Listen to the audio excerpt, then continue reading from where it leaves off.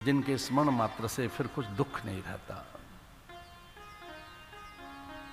दुर्गत शमनी, दुर्गा पद निवारणी, दुर्गमच्छेदनी, दुर्ग साधनी, दुर्ग नाशनी, दुर्गतोद्धारणी, दुर्ग निहंती, दुर्गमापा, दुर्गम ज्ञानदा, दुर्ग दैत्य लोक दबानला, दुर्गमा लोका, दुर्गमात्म स्वरूपणी, जो दुर्गमता से दूर करती है, दुसह से, दुसाध्यता से, दुर्लभता से, दूरीकरणम दुराचार, दुख दोष विवर्जिता, दुराचार शमनी, दुख दोष विवर्जिता, दुख दोष विवर्जिता, जिसका नाम लेने से कोई दुख नहीं रहता, दोष नहीं रहता, पाप नहीं रहता, जो शक्ति सामर्थ्य ऐश्वर्य प्रदायिनी है, विद्यादायिनी है, ऐसी शक्तियां घर में आह्वान से प्रकट की जा सकती हैं।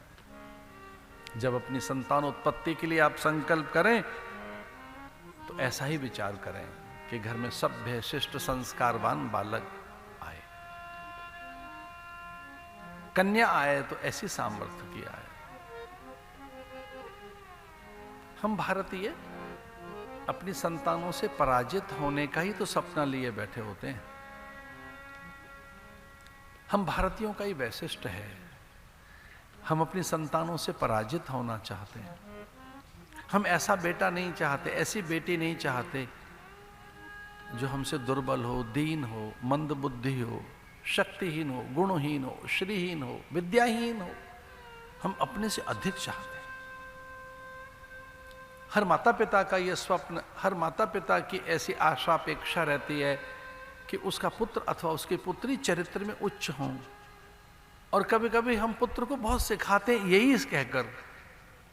संतानों को कई बार अच्छा नहीं लगता, कई बार बेटियों को अच्छा नहीं लगता माता पिता की रोका टोकी, टोका टोकी। माता पिता टोका टोकी नहीं कर रहे, आपकी देवी को जगा रहे हैं, आपके भीतर की पूर्णता प्रकट हो। कई बार बेटियों को अच्छा नहीं लगता, माँ की टोका टोकी बहुत ज्यादा है, माँ इधर उधर टोक, माँ भाई माँ नहीं टोक रही है, माँ छेनी हथौड़ा लेकर आपके भीतर की दुर्गा को निकालना चाहते हैं। आप में से सरस्वती, लक्ष्मी, पराम्बा, महदेवी का प्राकट्य करना चाहती है। एक और बात बताएं, गुरुओं को भी चैन नहीं पड़ता जब तक कि चेला गुरु न बन जाए। गुरु भी तो यही चाहते हैं कि शिष्य में गुरुत्व जगे, हमें पराजित करे।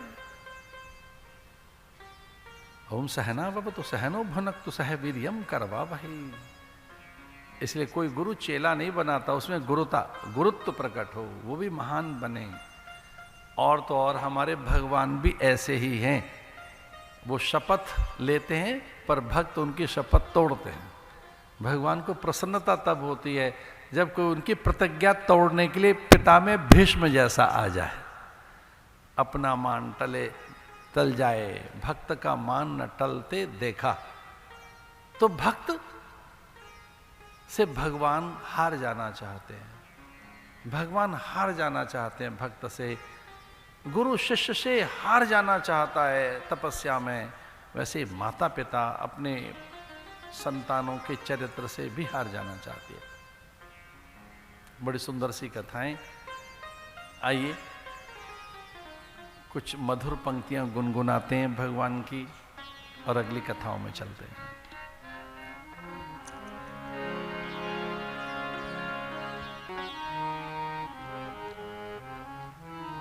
नव कन्याएं जैसे मानो नवदा भक्ति, नव स्फूर्ति, नव उमंग, नव तरंग, नव उल्लास, नव ऊर्जा, नव प्रीति, एक नव ऊर्जा आई जीवन में। समुचे धरती पर यशोगान उन नव कन्याओं का, एक से एक कीर्तिमान बनाए उन्होंने। पर घर चली गई सब, अपने अपने विदा हो गई। कन्याएं विवाहित होकर अपने अपने आंगन में चली गई। उनका अपना जीवन, अपना जगत, अपना व्यवहार, अपने पतियों के साथ अपना संसार, उनकी संततियां, और ये दोनों अकेले रह गए।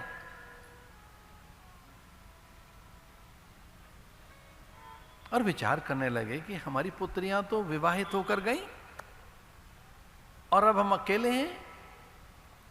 तो याद आया अपना संकल्प कि मैंने व्रत लिया था कि पुत्र के रूप में मुझे नारायण ही चाहिए। उस व्रत की पूर्ति के लिए, उस प्रयोजन की पूर्ति के लिए उन्होंने व्रत रखे फिर। और हमारे यहां व्रत में जो सबसे बड़ा व्रत है वो आस्वाद व्रत है। महाव्रत आहार से ही सिद्ध होते हैं। ध्यान रखना, जितने व्रत हैं उन व्रतों की सिद्धि अथवा इंद्रियों का संयमन, नियमन, इंद्रियों का दमन, इंद्रियों को नियंत्रित करना है। अगर आपको ऐन्द्रिक नियंत्रण चाहिए तो आहार की शुद्धि बड़ी आवश्यक है।